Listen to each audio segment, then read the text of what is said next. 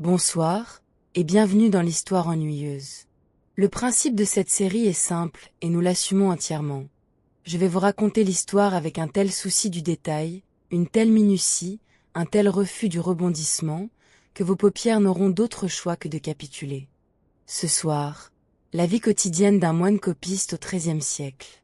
Une existence où il ne se passe rigoureusement rien, et c'est exactement ce qu'il nous faut. Installez-vous, baissez la lumière, vous n'êtes pas obligé d'écouter jusqu'au bout. Personne, à notre connaissance, n'y est jamais parvenu. Commençons par le commencement, c'est-à-dire par la nuit. Il est 2 heures du matin, quelque part en Bourgogne, en l'an 1234. Dans le dortoir de l'abbaye, 40 moines dorment sur des paillasses de paille d'orge, de la paille d'orge, notez bien, et non de blé, car la paille d'orge est plus souple, quoique moins durable, ce qui obligeait à la changer 2 fois l'an, à la Saint-Michel et à Pâques, et croyez bien que le changement de paille était un événement considérable sur lequel nous reviendrons longuement. Une cloche sonne. C'est la cloche de matine. Notre moine, appelons-le frère Anselme, puisque c'était un prénom très porté cette année-là, et depuis environ 200 ans d'ailleurs, la mode évoluait lentement au Moyen-Âge, c'est une constante que vous retrouverez tout au long de ce récit. Tout, absolument tout, évoluait lentement. Frère Anselme, donc, ouvre les yeux. Il ne se demande pas quelle heure il est, il le sait. Il ne se demande pas ce qu'il va faire aujourd'hui, il le sait aussi. Il fera exactement ce qu'il a fait hier, et avant-hier, et chaque jour depuis 17 ans. C'est peut-être cela, le grand secret des moines, ils avaient éliminé la surprise de leur existence. Aucun imprévu, aucune notification, aucune décision à prendre avant le lendemain, où il n'y en aurait pas non plus. Il s'élève. Il ne s'habille pas, puisqu'il dort habillé, la règle de saint Benoît, chapitre 22, précise que les moines dorment vêtus et ceinturés, prêts à se lever sans délai. Le chapitre 22 précise également qu'une chandelle doit brûler dans le dortoir jusqu'au matin, et que les frères les plus jeunes ne doivent pas avoir leur lit côte à côte, mais intercalés entre ceux des anciens, ce qui constituait, en quelque sorte, le premier plan de classe de l'histoire. Les 40 moines descendent l'escalier de nuit, dans l'ordre. Toujours dans le même ordre. L'ordre d'ancienneté, établi non pas selon l'âge, mais selon la date d'entrée au monastère, à la minute près. Frère Anselme est 31e. Il a été 32e pendant 11 ans, mais frère Odon est mort, paix à son âme, et tout le monde a avancé d'un rang. Ce fut, cette année-là, le principal changement. L'office de matine dure environ 1h30. On y chante des psaumes. Combien de psaumes, me direz-vous? Excellente question, et la réponse va vous ravir. Cela dépend du jour, selon un système de répartition d'une complexité admirable, conçu pour que les 150 psaumes soient chantés en une semaine complète. Le psautier hebdomadaire. Des générations de moines ont mémorisé cette distribution, et à ce stade du récit, je pourrais vous la détailler psaume par psaume. Mais gardons cela pour un épisode futur. Il faut savoir ménager ses effets, même dans l'ennui. Après matine, on retourne se coucher. Oui, vous avez bien entendu. On se relève à 2 heures du matin pour chanter, puis on retourne dormir. Si vous trouvez cela absurde, c'est que vous raisonnez comme une personne du XXIe siècle, pressée et rationnelle. Le moine, lui, ne raisonne pas en termes d'efficacité. Le temps ne lui appartient pas, il le rend, heure par heure, comme on rembourse une dette très ancienne, sans impatience, car la nuit est longue et le sommeil, dans une abbaye, n'est jamais loin. Comme chez vous, ce soir. 2e levée, à l'aube, pour l'office de l'aude. Puis prime. Puis le chapitre, qui est une réunion, la seule réunion de la journée, réjouissez-vous, où l'on lit un chapitre de la règle, d'où le nom, et où l'on distribue les tâches. Frère Anselme n'écoute que d'une oreille. Sa tâche à lui ne change pas. Elle n'a pas changé depuis 17 ans. Frère Anselme est copiste. Direction, le scriptorium. Ah, le scriptorium. Laissez-moi vous décrire cette pièce avec l'amour du détail qui caractérise notre série. C'est une salle orientée au nord. Pourquoi au nord? Parce que la lumière du nord est constante. Elle ne fait pas d'ombre portée mouvante sur le pupitre, elle ne fatigue pas l'œil, elle ne fait pas briller l'encre fraîche. Les bâtisseurs d'abbaye savaient cela. Il savait aussi qu'il ne fallait aucune cheminée dans un scriptorium, aucune. Jamais, car une étincelle peut détruire en 1 heure le travail de 3 siècles. Par conséquent, et j'aimerais que vous mesuriez pleinement cette information, frère Anselme travaille, 10 mois sur 12, dans le froid. Un froid de pierre. Un froid du nord de la Bourgogne. Il copie des manuscrits 8 heures par jour avec des mitaines de laine qui laissent dépasser 3 doigts, et ces 3 doigts sont bleus de novembre à avril. Le mobilier, maintenant. Chaque copiste dispose d'un pupitre incliné, l'inclinaison n'est pas un caprice. Elle permet à la plume d'attaquer le parchemin selon un angle d'environ 45 degrés, angle auquel l'encre coule au rythme exact où la plume la sollicite, ni trop peu. Sur le pupitre, le manuscrit à copier, appelé l'exemplaire, posé sur un lutrin secondaire. Une corne remplie d'encre, fichée dans un trou percé à cet effet. 2 plumes d'oie nous parleront des plumes, rassurez-vous, nous parlerons longuement des plumes. Un canif, une pierre ponce, une règle de bois, un poinçon, et un petit sachet de sable fin pour sécher l'encre, que certains remplaçaient par de la poudre d'os de sèche, mais l'abbaye de frère Anselme utilisait du sable de Loire, tamisé 3 fois, et le frère chargé du tamissage s'appelait frère Guillaume, et c'était là toute sa fonction, et il l'exerçait avec fierté. Parlons du parchemin. Il faut environ 200 peaux de mouton pour fabriquer une seule Bible complète. Chaque peau est trempée 15 jours dans un bain de chaux, grattée de son poil au couteau rond, tendue sur un cadre, raclée encore, poncée, blanchie à la craie, découpée. Une peau donne 2 feuilles doubles, soit 8 pages. Je répète, car cette arithmétique est apaisante. Une Bible, c'est un troupeau entier qui dort désormais en bibliothèque. Le parchemin a 2 faces. Le côté chair, plus clair et plus doux, et le côté poil, légèrement granuleux, où l'on distingue encore, si l'on regarde de très près, la trace des follicules. Les copistes assemblaient toujours les cahiers de façon que chair regarde chair et poil regarde poil, pour que la double page ouverte soit uniforme. Ce souci d'harmonie, personne ne le voyait. Il le faisait quand même. Retenez cette idée, elle est presque une berceuse en soi, faire les choses parfaitement, pour personne, pendant 1000 ans. La plume, à présent. La plume doigt idéale provient de l'aile gauche de l'animal. De l'aile gauche, oui. Car les rémiges de l'aile gauche se courbent vers la droite, et épousent donc naturellement la main droite du copiste, contournant le poignet au lieu de le heurter. On prélève les 5 premières rémiges, au printemps, de préférence sur une oie vivante, et précisons-le pour les âmes sensibles, d'humeur maussade mais nullement maltraitée, la plume tombée de mue étant d'ailleurs la meilleure. La plume est ensuite durcie dans du sable chaud, débarrassée de ses barbes sur la moitié de sa longueur, puis taillée. La taille de la plume est un article. Le canif, d'où notre mot canif, du vieux francique knif, pratique d'abord une coupe oblique, puis une fente centrale, puis 2 épaulements, puis l'ablation finale de la pointe, perpendiculaire ou légèrement oblique selon que l'écriture sera droite ou penchée.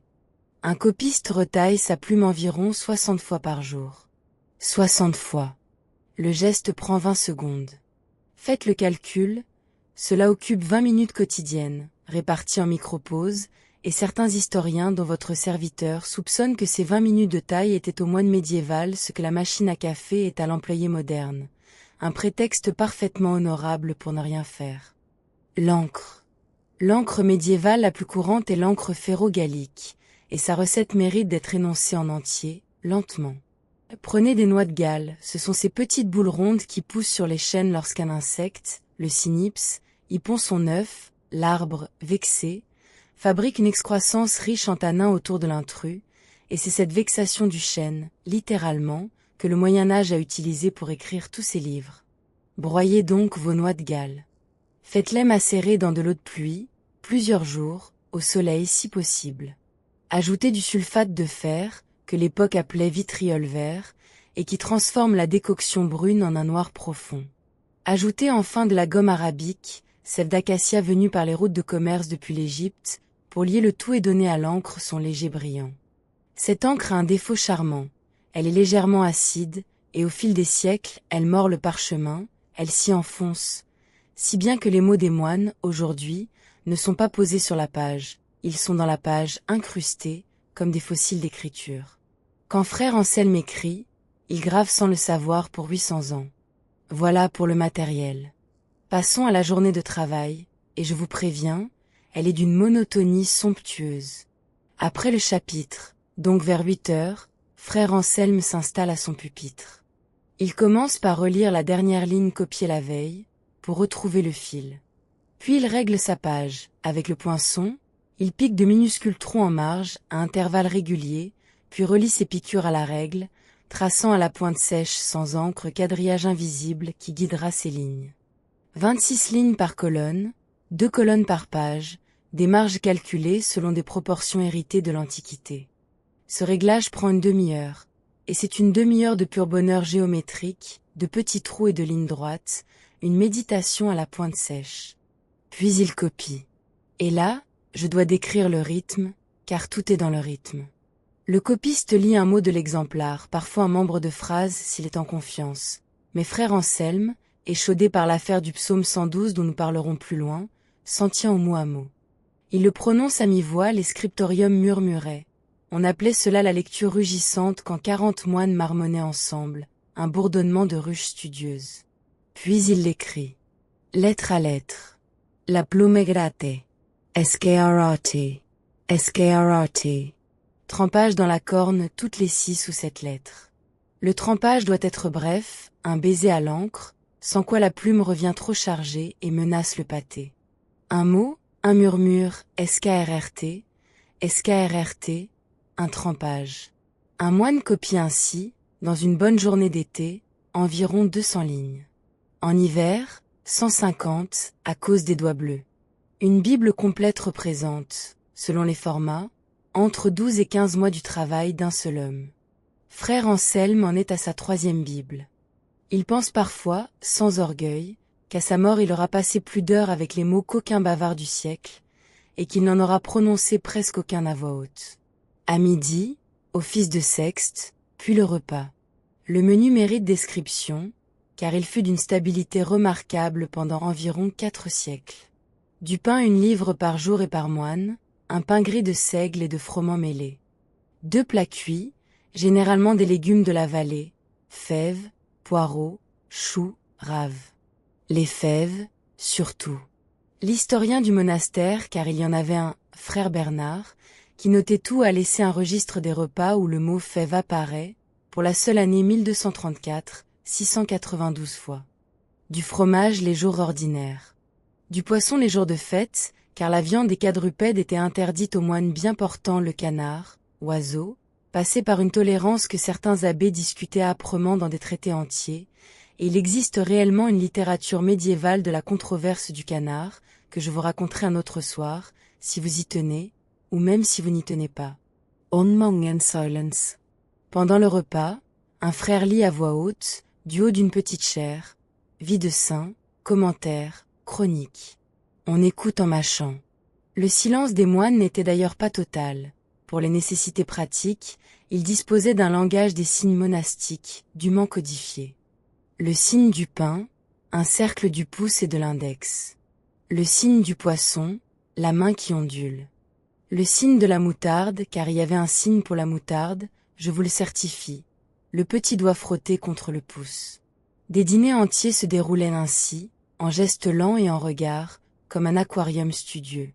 L'après-midi, retour au scriptorium jusqu'à vêpres.